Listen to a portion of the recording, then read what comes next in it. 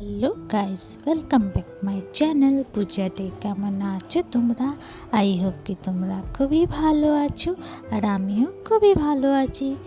তো আজকে একটু ইচ্ছে করছিল একটু খিচুড়ি খাওয়ার জন্য, তো চলে গেলাম রান্নাঘরে। তো এই যে দেখো, চাল বার করে নিয়েছি। তো এখানে আমি আধা ডিব্বা চাল দিয়েছি। তো আমাদের 3 জন জন্য বানাচ্ছি, ওই হিসাবে আমি চাল নিলাম। তো তোমরা ওই হিসাবেই চাল নিও।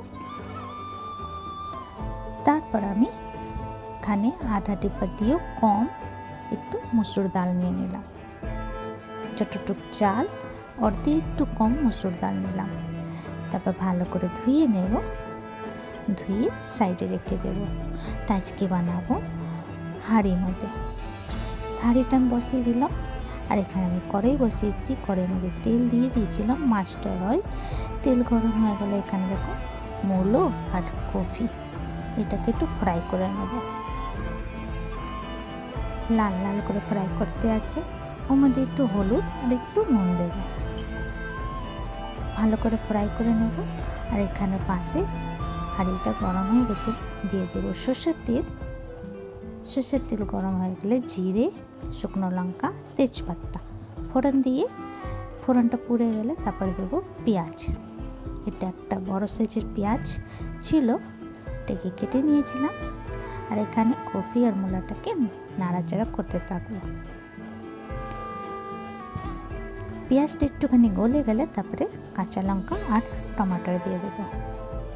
তোমরা যেরকম স্পাইসি খেতে চাও ওই হিসাবে কাঁচা লঙ্কা দিয়ে দেবে।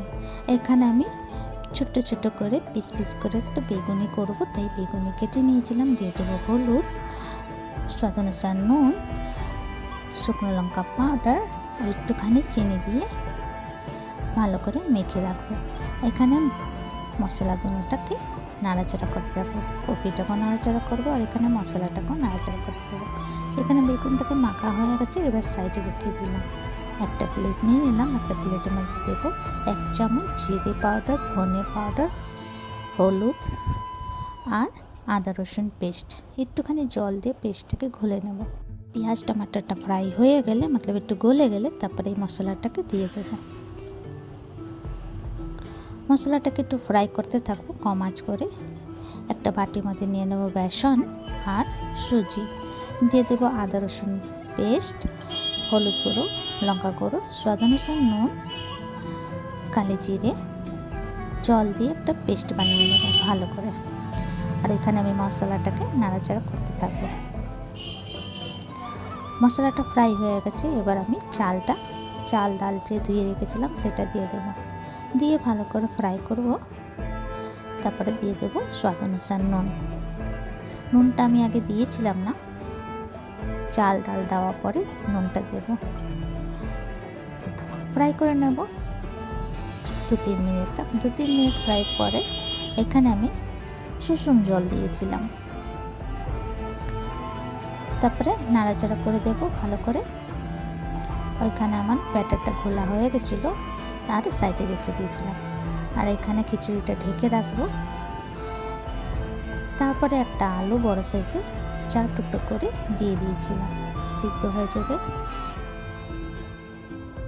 প্রায় হাফ সিদ্ধ হয়ে গেছিলো। তারপরে আমি এই যে কফি আর মূলোটাকে দিয়ে দেব সঙ্গে, ঢেকে দেব। ঢেকে ঢেকে এটাকে বানাবো।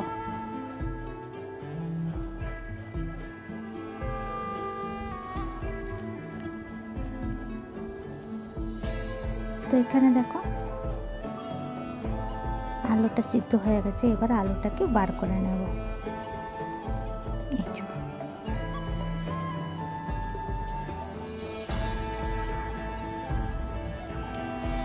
তারপরে গরম মশলা আর ধনে পাতা দিয়ে দেব। খিচুড়ি রেডি হয়ে গেল, এবার ঢেকে রেখে দেব। নাড়াচাড়া করে ঢেকে রেখে দেব। গ্যাসটা অফ করে দেব। আর এখানে কড়াইয়ের মধ্যে একটা শুকনো লঙ্কা ফ্রাই করে নেব। এই যে আলু সিদ্ধটার মধ্যে দিয়ে দেবো। আর ওই তেলের মধ্যে একটু জিরা আর পেঁয়াজ ফোড়ন দেব আর টমাটোর ফ্রাই করে নেব। ফ্রাই হয়ে গেছে, এবার আলু সিদ্ধটার মধ্যে দিয়ে দেব। একটু নুন দিয়ে দেব, আলু সিদ্ধটা মেখে নেব।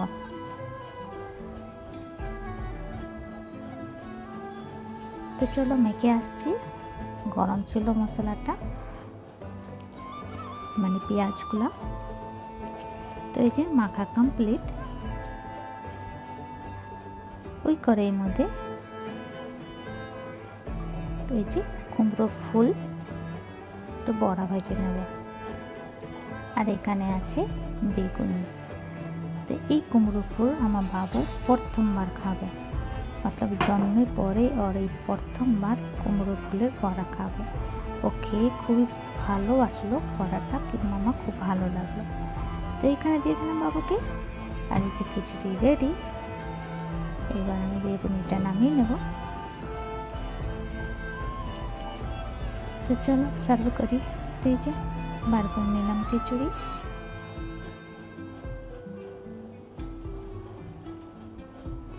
এখানে দিয়ে দেবো প্লেটের মধ্যে বেগুনি আর আলু সিদ্ধ। এখানে আছে বড়া আলু ঝোল। এই রেসিপিটা দেখানো হয়নি, পরে অন্য সময় দিয়ে দেবো 1 চামচ ঘি খিচুড়ির মধ্যে। তো রেডি। তো তোমাদেরকে আমার ভিডিওটা কেমন লাগলো? ভালো লাগলে প্লিজ লাইক শেয়ার কমেন্ট করো, সাবস্ক্রাইব করে দিও। আবার নতুন ভিডিওর সঙ্গে দেখা হবে। তো তোমরা সবাই ভালো থেকো, সুস্থ থেকো। ভিডিওটা কেমন লাগলো কমেন্ট করে নিশ্চয়ই জানিও। ইউটিউবে দেখলে সাবস্ক্রাইব করে দিও, আর ফেসবুকতে দেখলে ফলো করে দিও, আর কমেন্ট করে জানিও কেমন হয়েছে। তো চলো ভিডিওটা এখানে শেষ করছি। Bye, take care.